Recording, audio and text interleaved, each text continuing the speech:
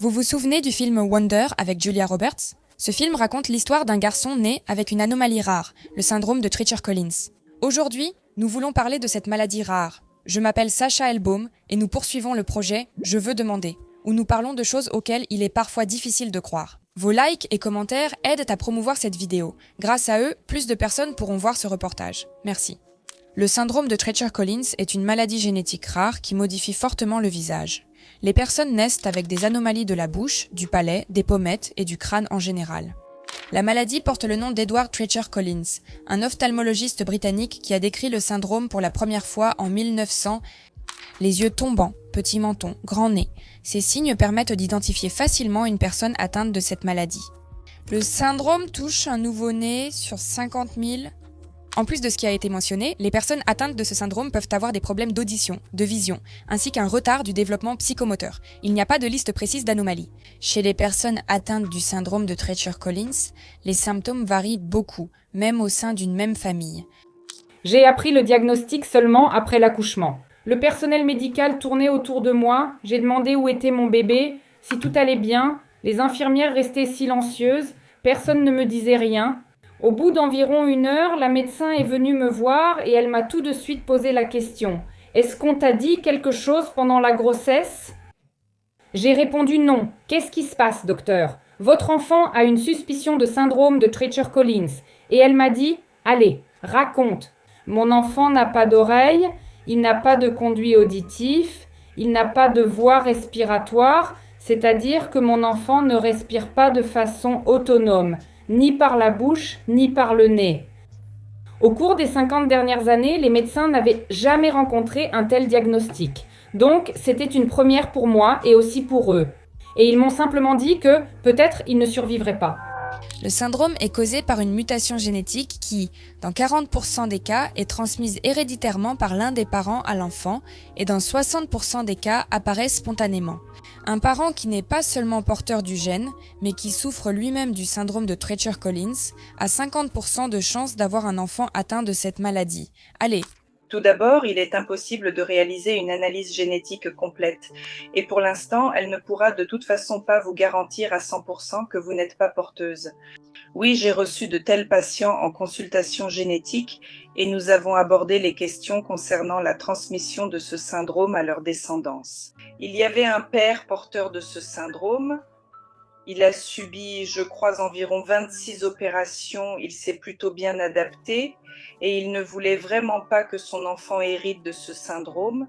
Par la suite, nous avons réalisé une procédure de fécondation in vitro et sélectionné des embryons qui n'étaient pas porteurs de ce syndrome et son enfant est né en bonne santé. C'est aujourd'hui la méthode de choix pour éviter de faire des avortements, de ne pas interrompre la grossesse et de ne pas la mettre en danger. C'est la méthode privilégiée. Et voilà, en fait, c'est mon travail, c'est ici ma place. Les anomalies faciales sont souvent symétriques. Les nourrissons atteints du syndrome de Treacher-Collins ont des pommettes sous-développées ou absentes, dont la fonction principale est de maintenir les yeux en place, ainsi que de former une chaîne avec les autres os et muscles du visage. Le sous-développement des pommettes peut rendre le visage plat ou creux et la mâchoire ainsi que le menton paraissent petits car la partie inférieure du visage n'est pas développée.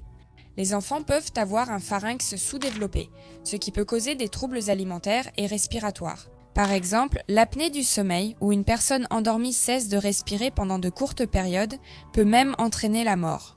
Les personnes souffrant d'apnée doivent dormir avec un appareil spécial qui soutient leur respiration. Notre syndrome a touché tous les aspects. Les enfants s'en sortent, mais la plupart d'entre eux n'ont pas d'audition. Presque tous les enfants portent des appareils auditifs à conduction osseuse. Parce que, même s'ils ont un pavillon d'oreille, il n'y a pas de conduit auditif. Nous avons des fentes du palais mou, la mâchoire inférieure, l'absence de branches postérieures, des os zygomatiques. Marc a 3 ans. Nous avons déjà eu 6 opérations. La première opération a eu lieu le 4e jour de sa vie. On lui a opéré une atrésie des Schwann. Il a maintenant des ouvertures dans le nez. Ensuite, la deuxième opération a été la pose d'une canule de trachéotomie grâce à laquelle il respire. Après cela, nous avons eu une opération en Israël. On lui a posé une sonde gastrique. Il ne mange pas tout seul. Là-bas, ils lui ont mis une sonde de gastrostomie. La voici. Il se nourrit par le ventre. L'année dernière, au mois de novembre, on nous a opérés à Moscou pour une fente palatine et maintenant nous avons des opérations prévues sur la mâchoire. Et à la toute fin, si Dieu le veut, tout cela bien sûr se terminera, ce sera quand ils enlèveront tous ces petits tubes. Il reste de nombreuses opérations prévues. Le syndrome de Treacher-Collins peut causer des troubles de la parole, de l'audition, de la mâchoire et des déformations ou rotations des oreilles. Parlons maintenant des yeux séparément. Il peut y avoir une anomalie des tissus autour d'eux, ce qui leur donne, si l'on peut dire, un air triste. Mais ce n'est vraiment pas le pire problème. Les personnes atteintes du syndrome de Treacher-Collins peuvent de même perdre la vue. Leur intelligence n'est généralement pas affectée, mais il existe aussi des cas d'anomalies cérébrales. Qu'est-ce que cela signifie ? En fait, les anomalies cérébrales dans ce syndrome sont rares. Seulement 5% de ces patients présentent des troubles. Il s'agit principalement d'anomalies du visage ou, comme nous le disons, de dysmorphie faciale. Et ici, disons-le ainsi, le retard intellectuel est davantage lié non pas aux anomalies cérébrales, mais précisément au fait qu'il y a une atteinte de l'audition. Et dès le plus jeune âge, les enfants ne peuvent pas se développer comme ils le feraient dans la vie normale. Chez les enfants ayant une audition normale, il est nécessaire de rétablir le plus tôt possible l'analyseur auditif, c'est-à-dire d'utiliser des appareils auditifs afin d'adapter et de développer l'enfant dès le plus jeune âge. Et dans de tels cas, l'atteinte de l'intelligence est minimale pour ces personnes. Elles ont une apparence particulière, mais leur intelligence est rarement affectée, ce qui en fait leur cause probablement le plus grand inconfort. Parce que notre société n'est pas vraiment prête à accepter les personnes qui diffèrent de certaines normes. Comme on m'a expliqué plus tard, nous avions aussi un larynx déformé. L'enfant ne respirait pas et il devait être placé sous respirateur artificiel.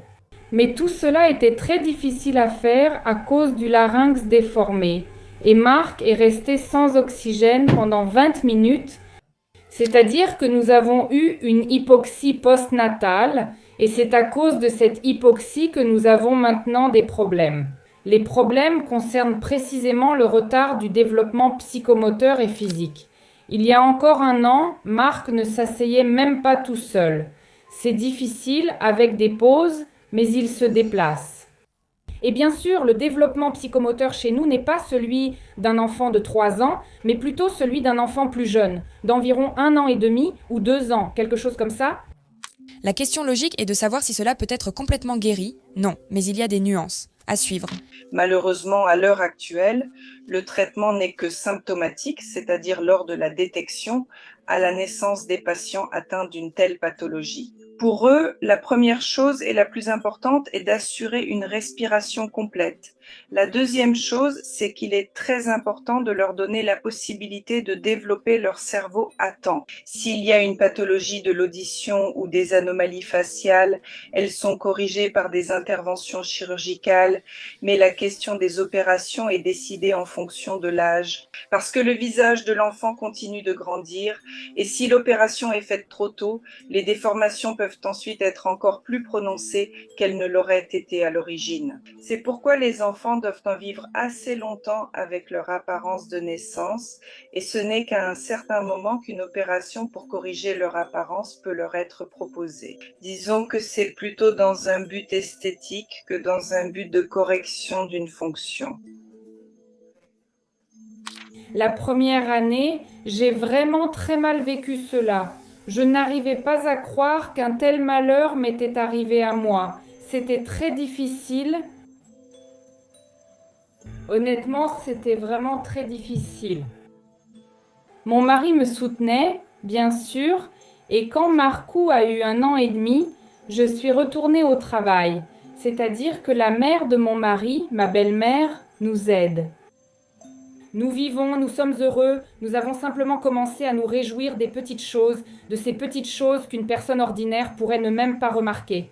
Nous avons commencé à apprécier le soleil. Aujourd'hui, il fait beau, c'est super.